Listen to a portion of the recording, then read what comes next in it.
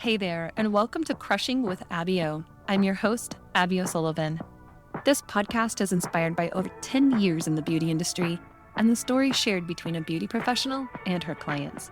The type of girl talk that only happens behind closed doors or in the chair. Along with hilarious stories based on real life and the dating world, I'll be dishing out all of the secrets on self-care, health, and fitness. As a longtime lash extension artist turned health and fitness coach, I'm passionate about helping you view healthcare as self-care through nutrition, lifestyle, mindset, movement, stress management, and more. So grab a drink and a snack and come join me for a laugh.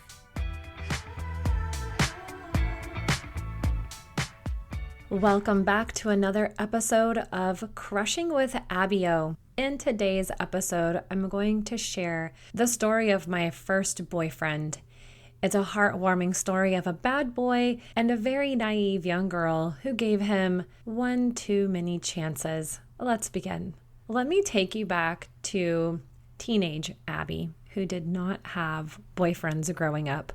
I was kind of a dork, but I was really happy with my friends, and I would also consider myself a late bloomer, which is something I'm totally fine with. I think that it has served me very well in life, but that being said, I didn't have a lot of experience with guys. I also moved out when I was 17 to an apartment that my brother had been living in, and this was before I was a senior in high school. I went to high school in a nearby town, and then the town that I was living in now had a college in it. And I lived in a very college student heavy neighborhood. So my senior year of high school was spent driving back and forth to school and also making friends in the neighborhood, which were like freshman college students and just other random people that lived in all of the houses that were turned into apartment buildings, including the main house of where my apartment was. And then there was also the apartment complex in the neighborhood as well. I would miss first and second period a lot at school because I was like staying up late, partying with these friends, smoking pot. I never really tried too many other things. That was pretty much the only thing that stuck. I didn't even really drink that much. So this was my life in high school, my senior year. I was just kind of getting some experience on my own for the first time, getting some experience with guys. Like the first time that I kissed/made out with a guy, I was like, that's pretty damn cool. I can see what the fuss is all about. Yeah, this is definitely fun. So fast forward past graduation, I'm still living on my own. I'm still living in the same apartment. Let me give you a visual of this apartment. It was in basically what it would be a converted 2-story garage type shed building, big enough to have 2 apartments in it. They were very small, and I had the stairs and the big deck on my second floor apartment. And that was really the shining star of the whole thing, was the deck, because it was like half the size of the actual apartment. The apartment itself was a very small studio with tiny window air conditioning and a tiny ass bathroom. You think an airplane bathroom is small and that you have to weasel around in that. Well, this bathroom was so small that I had to turn sideways to get between the shower stall and the sink to sit down on the toilet. Just like super small. So I just wanted to paint that picture for you. The deck was by far the most amazing thing about that apartment because I could have my friends over and hang out. I could lay out there, listen to music, and have some peace and quiet. After high school ended, I didn't go to college. I actually just kind of fucked off for a year and hung out with my friends. I worked at Taco Bell. I grew up in restaurants. I had worked at Pizza Hut before that. So, the natural progression of things was like Pizza Hut, Taco Bell.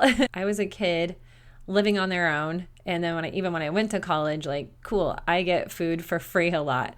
And I get to make the food the way I want, which, if you've ever worked in a restaurant, that is the most fun part about working in the restaurant, is making the food the way that you want it. And then whenever you leave and you quit, it's never the same because you can never get your special Taco Bell meal again. So I met my ex-boyfriend through a friend of a coworker, Taco Bell. And the ex lived in my neighborhood in the apartment complex that was across the street, like behind my apartment. One day I was getting home and the friend of the coworker was sitting out on the steps leading into the apartment complex with my ex. And he waves me over to introduce me to him. And I know I didn't think too much of him at the time. I was just kind of like, all right, cool, hi. I know he did end up coming over to my apartment. I thought he was kind of a smart ass, like kind of full of himself. Again, didn't really like him that much. Apparently we had some kind of banter, and apparently he won me over somehow, asked me out on a date. I said yes.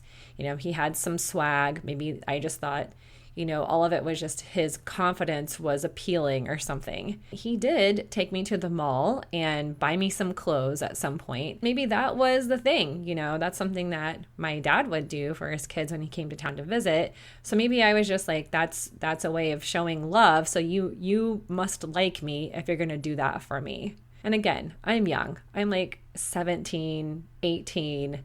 And just really naive. I grew up in a super small town, just not a whole lot of clues about the world, sheltered. I do have divorced parents, but that was never a big deal. There was no fighting, anything like that. So there's a lot of things in life that I had not been exposed to up until this point. I was not exposed to that in high school. I had really great friends, thankfully. I was never exposed to anything like him or the people he hung out with. He continues to pursue me, and I eventually fall into some sort of like or attraction with him pretty quickly. It's obvious that he's a little bit of a player. He was also playing with my emotions. He was manipulative. And he had a lot of young people, young girls around him, high school girls, people that were younger than me around him all the time. He also had an ex-wife who was on and off addicted to all kinds of different drugs. They had a child together. There were definitely some other women that he messed around with. I could never really tell who he was actually with or who they were, if they were just friends,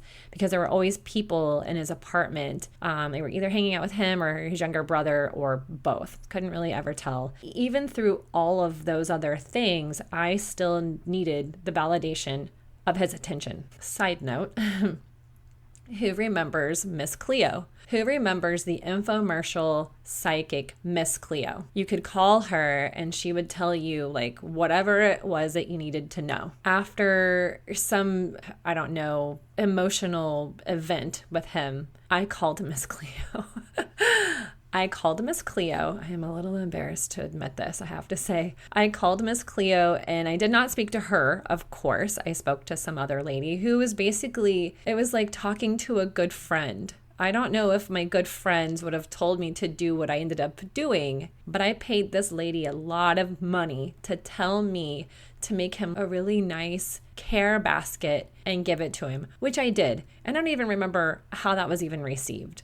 But I made this man a gift and left it outside of his door. I ended up having to cash in savings bonds that my grandpa had given me to pay for that fucking call. That is not what you're supposed to use your savings bonds for. I mean, wow. Anyway, Miss Cleo, thanks a lot. So this keeps going on. I continue to let my emotions get played with. We're very off and on for basically a year. This guy is stringing me along and I'm just tied up in him, never really knowing which way is up, feeling insecure and sometimes jealous because of these other girls and these other people. And he was very jealous and he was insecure. So this is a perfect match, two people's wounds and traumas matching up for a great, not romance, but whatever we want to call it. I am now 18, going on 19 years old, getting chased around by these little bitches that were in high school that were chasing after him. Like they chased me in their cars. They would yell things at me if they saw me in the neighborhood. They egged my apartment. Like not nice people. Not nice people at all. And I don't remember him ever really sticking up for me. I don't remember him ever telling them to quit. I just put up with all of this drama and this shit for this guy who was jealous, jobless, and a fucking player. And he was dealing weed, dealing whatever else it was that I chose to be oblivious to sometimes. Somewhere throughout all the craziness, I did get fed up. I had seen enough. I had experienced enough. I had been called names, and I was seeing things that they were all doing that I was no longer comfortable with. Weed is one thing, but I don't know. Cooking crack cocaine in the kitchen of your rental house is a totally different thing.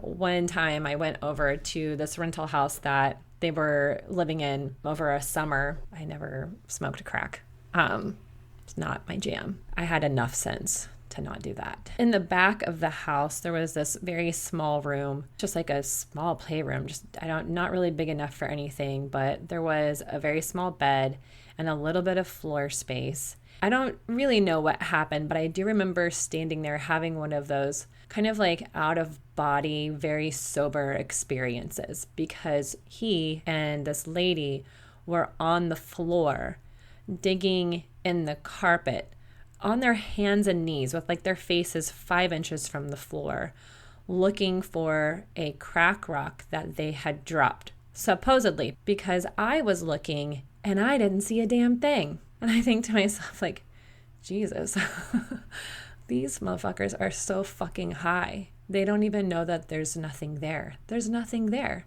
I mean, maybe it bounced off yonder into like the oblivion of the mess on the floor, but there was nothing where they were searching. In that moment, I was like, nope, this is not for me. I'm going to go. I'm going to get out of here. Y'all are fucked up. So I leave. And the next fall, my brother helps me get my ass enrolled in college. Thank you, brother. I was hungover that morning. I remember that so well. I had stopped talking to him. I was done. I'd gotten fed up. Enough crazy. Didn't need that in my life. But one night he came to my apartment. He came to my apartment with a friend. He basically tells me that he set this woman up that he was seeing. I know who she was. I had seen her before. We knew each other was the other woman. And he set her up to see if she would sleep with his buddy that was giving her a ride home. This shit is fucking low. Like, what the fuck, really? And apparently she was going to. And he was really upset. You know, she was no longer his ride or die. And he was crying and he was wanting me to take him back and telling me how good I was, blah, blah, blah. Like, yeah, I know I'm a good fucking person. I do not deserve your bullshit or anyone else's bullshit, but I don't know. I guess I didn't have very many standards. I didn't know what any of that even meant at the time, to have standards with men. Thankfully, that's changed. But in the moment, I don't know what was going through my head. I know that I was a little curious as to why his buddy was standing there just watching this whole thing happen. And they used to carry guns. I don't know if I was worried about his reaction if I said no. Would he get mad? Would he get angry? What would happen if I said no? Get the fuck out of here. So I just give in and I let him hug me. Even today, I can remember thinking, what the fuck is going on right now? Like, you're crying and I'm taking you back. I remember his crying being a very unattractive quality to me because it felt very fake. And it was so opposite of how he usually acted. Now, listen, I'm not against men crying, but this one used it as a way to manipulate your emotions. And so we begin an actual relationship. Pretty quickly, he's spending a lot of time at my place. We got a dog together. Soon after that, we moved into a rental house. But within the short amount of time before we moved into the rental house, when he was just staying with me, we were held up at gunpoint after he sold some weed to some guys. They came back into my apartment. They took the money back, ransacked my apartment, threw shit around, and held guns to our heads. Scared the little dog. He peed on the floor, scared the shit out of me, obviously. Like, that's not a great moment. Not a great moment at all. I move into the rental house, and it would be a lie if I said things ever got better. He would get a job here and there, but for some reason he would get fired or he would quit. His temper would get the best of him. He would talk back to somebody and then he wouldn't have a job anymore. He was still dealing and also hanging out or working for or underneath, however that works with all these guys. The guys that he had been working for, who were from a major city where I live and who did not fuck around. So while I never really felt threatened by them, you know, I was still intimidated because I just feel like everyone's a bit of a wild card here. I was going to college. I still had my job. And I was also in this adult relationship. I was with somebody that was 5 or 6 years older than me, who had a kid in elementary school, and an ex-wife who, again, was often addicted to drugs like meth or crack cocaine. I didn't have a normal college experience because I would go to class and then I would come home to him, make lunch. I would get the groceries. I worked. I would make dinner and all of that. He was also jealous. I'm sure I was also embarrassed by him, honestly. He never wanted to hang out with me and my friends. There was always a reason. He was always accusing me of something. I know that I was still a little bit shy in college, but I also knew that I didn't really feel like I could have many friends. And I was a year behind my high school classmates, so I wasn't in a lot of classes with them, which would have made it easier, of course, having that closer support network. I spent a lot of time in that relationship as if we were married or gonna get married, and as if it was just us two in the world. Somewhere in that first year of living together, we did get busted by the police for the weed dealings, which is, one of those fun experiences that I don't recommend. Having your door busted in early in the morning while you're sleeping naked. Yeah, not really super fun. Police, vests, guns, loud noises, the dog being scared and thrown out into the backyard, your house being searched, being taken in and questioned and fingerprinted, and then let go because he said he would talk. So I was actually taken back home. I was later brought in for questioning. I have no idea what to do, so I just play it cool. I just act like I don't know anything that's going on. I know that I wasn't necessarily like a prime suspect. I was just living with him. I was there, so what did I know? Eventually, he would say that he was going to talk more, and they would let me go. I knew that I didn't want to tell on anyone because it wasn't really him that I was afraid of. It was the people that he was dealing for that I was a little bit more intimidated by. Not really trying to have some people come after me or even my family. For the next month while he was in jail, I lied to everyone. I never told my parents. I didn't tell my siblings. I didn't tell my friends. I didn't tell any of my coworkers. No one knew that he was in jail. I told them all that he was working in his hometown on construction on the road or something. I dealt with his ex-wife chasing me around in my car one afternoon, accusing me of not letting him talk to his kid, which was completely untrue. I spent the night on the couch in the living room because I just was very uncomfortable in the house. So apparently the couch in the living room felt safe to me. He got out of jail. I was still there. I didn't leave when I could have literally packed everything up and just moved away. I was there. I ended up going through probation, which was fairly easy for me. Again, I was going to school. I had a job. They knew I wasn't really the person they wanted in this case, but I was there. So I was definitely guilty by association by having been in the premises and whatever the actual legal things are. He did clean his act up for a little bit, but it never lasted. There was ever any real change. My brother did end up finding out. He did tell my parents. And I'm not really sure how I wasn't just ripped out of the house, but my parents were supportive. And if this was the relationship that I wanted, then they were going to let me live my life. And really, that's kind of what you want from your parents in that moment, right? In that time of your life, you just want to be able to live your life. I'm not sure if I wanted to be saved or whatever. I think I was looking back I was surprised that it was allowed to go on. But that being said, they probably didn't know the depth of the situation and that he was not really that great of a person and that he was manipulative and that I really wasn't that happy and that I was mostly staying out of fear and the fact that I didn't want to move back in with my parents. Duh. Oh my gosh. So I continued to be in this relationship, now supported by my parents who know everything, still going to school, still working. I even get a different job. I started working at Walmart. I wasn't doing very well in school, really, in that last year that I was in school. I was struggling in this relationship, and I would call my mom every 3 to 6 months crying about something, about him staying out late, him messing around with his cousin. Like, I was worried, that he was just doing the same things that he was always doing and he was never going to change. And my mom would listen and things would go on. They would keep going on like that. One night, I remember I was going to hang out with my friend and her husband. They're pulled into the driveway and I'm getting ready to leave. He was, of course, he's always invited. Like, my friends did not exclude him, but he is certain there is someone else in the truck. Doesn't want to come out and look, but he wants to be a huge dick and make me feel bad and like he knows something is going on when there was no one else in the truck besides them. So, I mean, this is how ridiculous it is. And I leave and I go have a good time with my friends. I come back. He's been sleeping in the recliner. We fight. This is about the time that he has started to quietly deal again and he's smoking again. We fight. I go to bed and I wake up to a phone call from my mom. I'm a little groggy and my mom says, I want you to come stay with me for a while. I want you to pack some things and I want you to come stay with me. I'm thinking, oh my God, my mom's sick. Like, my mom has cancer. Like, shit, why is she being so serious? And she's like, just pack some things and come stay with me. So I get off the phone and I'm like, oh my God, what the hell's going on? I'm worried. I'm worried about my mom.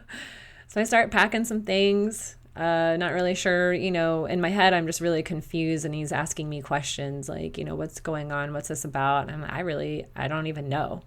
And she calls back and she says, Abby, I just want you to think about if this is what you want for your life, if this is where you want your life to go. I want you to think about if this is where you want your life to go. And it hit me. It dawned on me. This was my out. She was giving me an out. And I was like, you're right. You're abso-fucking-lutely right, Mom. I'm pretty sure I didn't cuss at my mom, but that was the general sentiment. So I get off the phone and I'm still trying to act like everything is cool and I'm just packing up because my mom wants me to come stay with her for a while. No big deal. And he finally asks, is this about us? And I say, yeah, it's about us. I had tried to break up with him before and this is how it would go. We would be maybe fighting about something. I'd be like, I don't even know where this is going. We're not going to get married. So why are we even doing this? Why are we even doing this? And then he would start crying and I would be like, really? Really? The fuck? And I would just give in. I would just keep going on. This time I was like, yeah, it's about us. This isn't going anywhere. I don't want this anymore. I need to go think about this. I need to go to my mom's. I need to stay with my mom. I prepared to leave. He even tried to, like a last ditch effort to try to get me to stay. He told me that he had a job interview the next day. How would it look with him walking up to the interview? Because he didn't have a car. He didn't have a car. He didn't have a license the entire time that I dated him. He had one before and he illegally drove around without a license, right? Didn't have a car or license the entire time that I was with him. So how is it going to look if he was walking up to this job interview? Oh, guess what, fucker? It's not my fucking problem anymore. And I left and I went to my mom's. And that was it. We broke up. It wasn't the last time that I saw him, but we were broken up. He did leave me with a shit ton of mess in the house and with the landlady that my mom and my friends had to help me move out, clean up, and deal with. I should have never trusted that he would ever take care of any of that. My mom even told me sometime later that he said that he proposed to me, which I know I laughed at because I was like, he did not propose to me and I would have never married him. I would always tell him, I don't want to get married, but it was like, I don't want to get married to you in my head. I was dumb enough to stay, but also knew that I wasn't going to stay forever. I was going to leave eventually. Luckily, my mom finally shook me awake and I got out of that dumbass relationship. So I know this isn't the most amusing story, but there are plenty of lessons here. Like, listen to your intuition. If the guy is presenting as a liar, a jealous liar, if he won't choose you, if he's always crying and trying to emotionally manipulate you, if he says he's going to change and then he never changes, he never takes action to do anything different, if he's trying to make you feel bad or embarrassed or trying to alienate you from your family and your friends, get the fuck out. And if you need me to call you to tell you to come stay with me like my mom did, then I will. I left that relationship and I ended up marrying the guy he's my ex-husband. And he was a great guy. But because of, and how do I say this in the nicest way? The bar was set really low. When he had a job, a house, and a car, and really great family, I was like, wow, that's awesome. When that should have been my standards to begin with. I didn't have any non-negotiables. I didn't really have any standards. It was just like, oh, wow, he's so much better than this loser that I was just seeing. It didn't mean that this guy was necessarily right for me or that he really was the one, but that's how low the bar was set. And I didn't really give myself any time to figure any of that out. I was also still in my early 20s, so we're figuring a lot of shit out in our early 20s. You know, when you're in a toxic relationship like this, it can take a lot out of you and it can take a lot from you, and it can leave you feeling very untrusting of yourself and of other people. And, you know, when the next person comes along, it could just be a tiny bit better and you'll think they're Prince Charming and you think that that's all that you're worth, and you just keep repeating the same patterns. And this is a real mindfuck. Like, I look back and I want to give teenage Abby a hug. I want to tell her, speak up for yourself. Say no way more often. Stop trying to please everyone because you're going to lose yourself. You're going to lose yourself, your friends, and the process of constantly trying to be in this person's good graces and get his attention. And you're going to go through a lot of turmoil, emotional upset, and loneliness trying to make a relationship with him work. But if I did not have that experience, I would not be where I am today, right? So I don't look at this necessarily with regret. It's just something that happened to me. I know there are a lot of men and women who fall into relationships like this, less than healthy for them, because we're just seeking love and we're seeking attention and validation because there's something missing. We want to feel that it's right, and we want to feel that someone can change when that's not always the case. You can't make someone else change. They've got to choose that for themselves, and you've got to choose for yourself as well. It really boils down to not accepting breadcrumbs, as my dating coach would say. And I'd like to add that you deserve the whole fucking loaf. Of whatever kind of fancy ass bread you want, you deserve the whole loaf. You deserve a love that makes you feel safe and seen. I know that I am choosing better in my life. You know, there's only one way to go from a relationship like that, and that is up. But I have had to do a lot of work. And part of that process has been working with a dating coach who I will have on the podcast very soon. I'm very excited about that. And she's taught me a lot. So I can look back at this and I can see why I was doing that, what was going on, and I can see how it's affected me from then until now, 20 years later in my life.